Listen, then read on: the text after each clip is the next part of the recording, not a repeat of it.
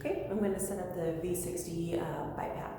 So first thing I'm going to go ahead and do, this BiPAP has already been cleaned off, and so I'm going to collect my supplies. I'm going to need a BiPAP CPAP circuit, a heated circuit for humidification, and then a filter and a 15mm adapter for any mask I use. We keep masks on a bag all attached, so we'll bring them to the room with us with all different sizes. So now that I collect my supplies, I'm going to go ahead and set this up for you. First thing I'm going to do is open up my blue corrugated tubing. We're going to slide this in here. Make sure that's attached. This will go up to my water. We'll spike the water when that's ready. Then we'll go ahead and hook this tubing to the filter. We'll set the filter onto the V60 and connect that there. Next thing we'll go ahead and do is grab the long tubing. We'll hook this up here. And then my 15mm adapter will go ahead and connect there, and then I can use the mask that I'm going to use for that. We'll set this along. I have my oxygen tubing. This all came in the same bag with my tubing, the blue corrugated tubing. So you'll hook the oxygen from the vent to the end of the patient's tube.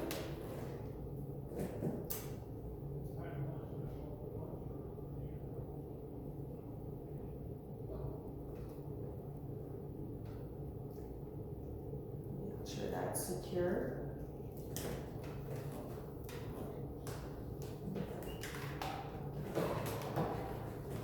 Next thing I'm going to do is our heated circuit. They go down to Biomed and get cleaned every time. But I'm going to go ahead and hook that up to my humidification. So first part here, I'm going to make sure I'm lined up. Set that in. This middle part gets hooked into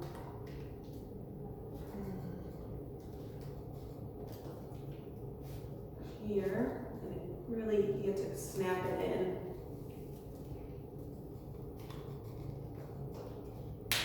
There we go. And then this part will go all the way to the end as well.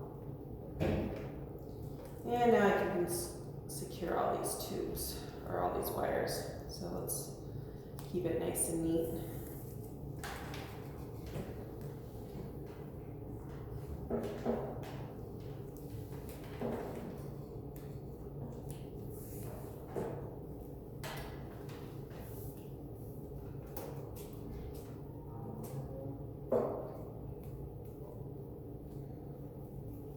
Okay, let's go ahead and plug in as well. Connect that there. This is in. Okay, and the part just hangs. So we have that all hooked up. And now I'm going to go ahead and plug in the V60 to an electrical source, and then go ahead and plug in the oxygen source.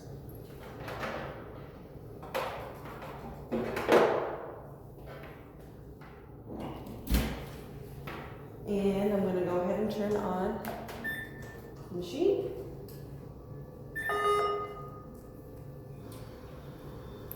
And I'm just going to go ahead and include this here. And so my patient, silence, let me set these alarms. My patient, we're going to go ahead and set up these settings. So we'll go to the modes, and we'll put it on ST. And then I want an IPAP of 15 and an EPAP of 5. So go ahead and set my IPAP to 15, accept, and my EPAP to 5, accept. My rate is going to be at 16. There's my rate there. You can toggle up and down. We're setting that at 16. My FiO2 at 60. Go ahead and put that there. Same thing, up and down, accept. My eye time is going to be set at 0.8, rise at 4, and then we'll go ahead and activate.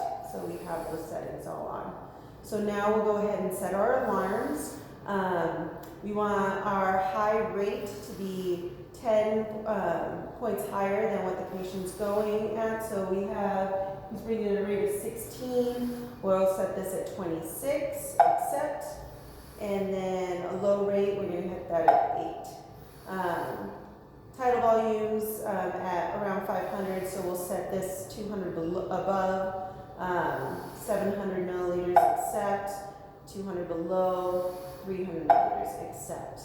We'll go ahead and set our high pressure. We're going to mark that around our IPAP.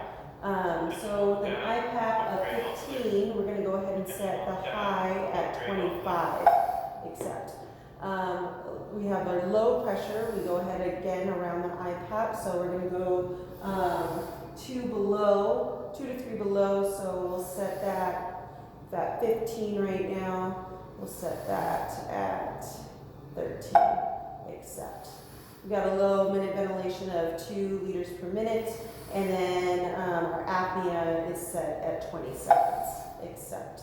So we set our alarms, we have it in the ST setting, modes, silent.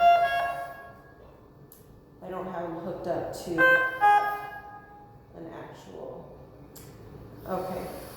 So then we have our menu here. We could go ahead and put our mask port. If the patient was trached, we could put that there. Our mask will have a number on it. If we're not using the same mask as this is a Philips, then we can hit other, hit accept. And then also with our ports, swivel port or what kind of port we're using, accept. You can also change the loudness. It should always be on loud. For our alarms, the brightness of the screen, and we can screen lock that as well. So we're going to go ahead and with my patient, let's say that we drew an ABG and the ABG was at 7.32 and a 66 PaCO2 and oxygen or PaO2 of 82. I'm going to set that on standby while I explain this.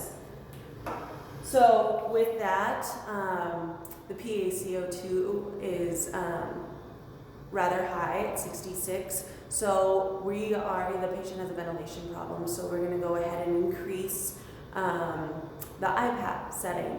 So we'll do it a couple points at a time and then give the patient a little time on it, about 30 minutes, and then go ahead and recheck the ABG on there. So I'll show you how I do that. When we do that also, we're going to go ahead and reset our alarms and make sure that everything is ready. So we can go ahead and include this here and we'll restart with the patient.